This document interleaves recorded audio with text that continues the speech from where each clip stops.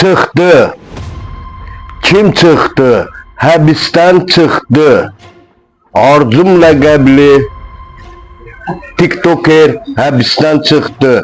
Şərti azadlığa çıktı. Görürsünüz, o qədər həbsdən çıxan şəxslər var ki, yəni həbsdən azadlığa çıxılası şəxslər var ki, heç onlara ədalət istənilmir. Məsəl üçün Ukraynada həbsdə olan bir qardaşımız var, qazi qardaşımız. Həbsdən çıxartmırlar, ədalət istəmirlər Azərbaycan xalqı. Ancaq kimdən ötürü?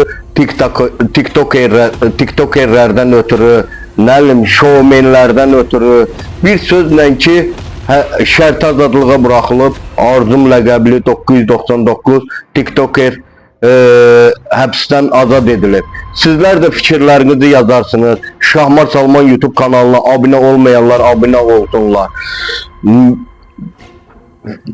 Bu yani deyilənə görə bu Arzum ləqəbli TikTokerin günahı yox imiş, amma ölüm olduğuna görə o qəzada həbsdən həbs edilibdir. Amma bu TikTokerlərin bu ədalət istədiyinə görə TikToker Arzum ləqəbli həbsdən azad edildi. Əsas salamatçılıq olsun. Həbsdə günahsız yatanlar da tezliklə həbsdən azad edilsinlər. Çıxdı, həbsdən çıxdı, şərti azadlıq verildi. Bəli, ev dustaqlığı da, belə deyək də. İndi bilmirəm, ev dustaqlığıdır yoxsa şərt azadlıq.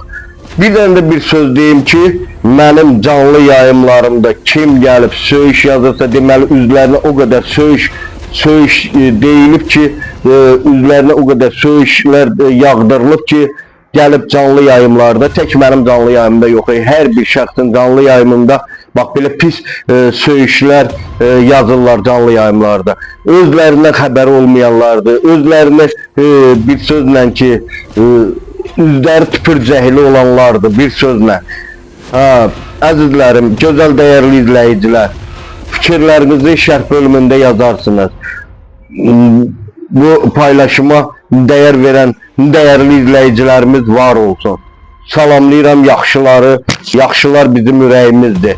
Ürəkli olun hər zaman, can deyin, can eşidin, belə mehriban olağın.